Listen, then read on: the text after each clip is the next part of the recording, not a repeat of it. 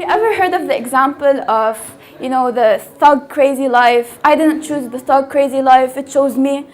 That's exactly what happened when I chose to major in a humanities field, and specifically in English language. It all started back in grade 12 or grade 11. I was a top student, and so in grade 12 I had to choose between a very scientific section.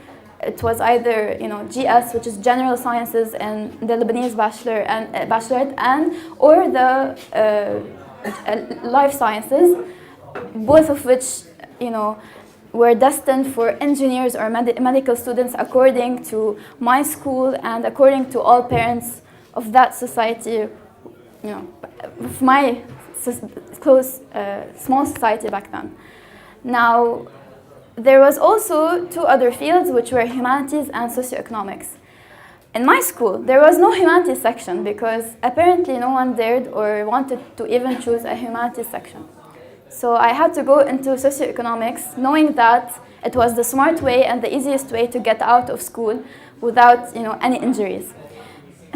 Now, when I went into socioeconomics, it was a fun ride.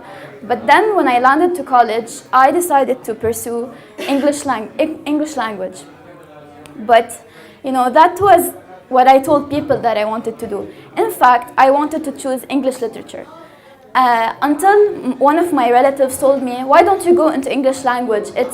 It's a new field, nobody knows it, and you're going to really enjoy it. Now, I had no idea what English language was until I Googled about it and researched and talked to people. Now, apparently, it's a very old, popular field, especially abroad, especially in the States, Australia, and the United Kingdom. So, and it wasn't very popular around here in Lebanon. So basically, I went into that field, and I remember the shock of my teachers, not so much my parents, and mainly my friends. When I walked into college, all of those who got accepted from my school were either in engineering or medicine. I was the only one in language, and that kind of threw my friends off. I was the outsider. I had one of the most popular responses that I got were three. Now, the first one goes like this. So my friends are all engineers or in pre-med, and they're like, what's this English language anyway? Where are you gonna be a teacher? And that was such a impolite response, let's say. And they would, the only times when they would actually speak to me was when they wanted to find out what a word means. So to them, I was a walking dictionary, which is so not true about English language majors. Nobody is a walking dictionary unless they're carrying a dictionary all the time with them, or in this case, a phone where they have very good internet and easy access to thesaurus or Merriam-Webster. Now, and the second time they would actually contact me, my friends, is when they want me to write their essays, because of course, an English language major would probably know how to write your essays and translate them, or even, write something that nobody has written for them and get an easy 90. Not true. This is how my friends reacted to it. Now, the second response that was really famous but really, discouraging was that of general community around me, my relatives and extended family. So every time, I would come up to them and they would, in those Eid vacations or any of the holidays where families get together, they would ask every cousin or what were they doing in their lives and what university they're in, etc. And when they looked at me, they were like, you're the English language major. And because they were all either engineers in medicine, nutrition, pharmacists, and none of them was in humanities.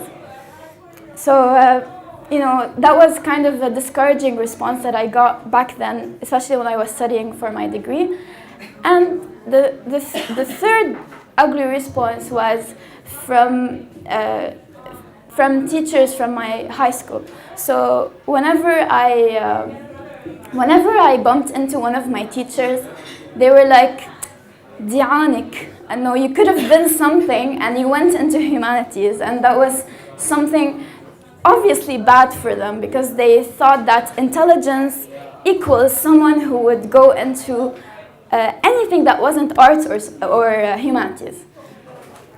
So it seemed at that time, the community, my family and extended family and all my friends were stereotyping this major and relevant majors as being the dumb majors, the majors that belong to dumb people. Now, on the upside, there was also these responses that were very positive and empowering. In nights when I would stay up and not sleep because of my, research papers and projects, I'd have my parents, be there in the morning when I'm still up and on my laptop and typing very loudly, and they would just smile and they would say, "Should I make you coffee? Did you not sleep?" And I think that was kind of a proud smile. It was a smile for someone who was really working hard, no matter what they were doing, because to me it was something very important. And I think that with that it extended to them as being as important. To my parents, what I was doing was something that was empowering to me, motivational, and will someday get me somewhere. That wasn't medicine or engineering, but it was somewhere important. Now, the second, the second response or the second upside to the story is, having to pursue. After my bachelor's degree, I'm now doing a master's degree. I finished my 2 years already, and I'm doing a thesis. So one of the upsides of that thesis is that I get to do something I love. And I decided on a topic that had to do with hair salons. So what I do is I walk into a hair salon. It's a specific case study, and I sit down and I observe the people there. I record their conversations. Of course, this is all legal and the university knows. And I get to analyze why they do what they do, and I get to compare their identities, how they construct them, either as hairdressers or clients. So to me, that involves not just being in humanities, that involves being someone who's in social science, who's understanding about social psychology, anthropology, and everything that goes beyond just language and conversations. So with all that said, I'd like to leave you with a little advice that I keep telling myself every day, and it's in the form of a quote that's said by artist Van Gogh, and he said, whatever you do in life, do it with love. And I think that whatever you do, your major, your career, or your hobbies or skills, do it always with love, and with that you will continue to do it always. And basically the society that we live in may sometimes be discouraging, but the society is not your limit, the sky is. So follow that, and thank you.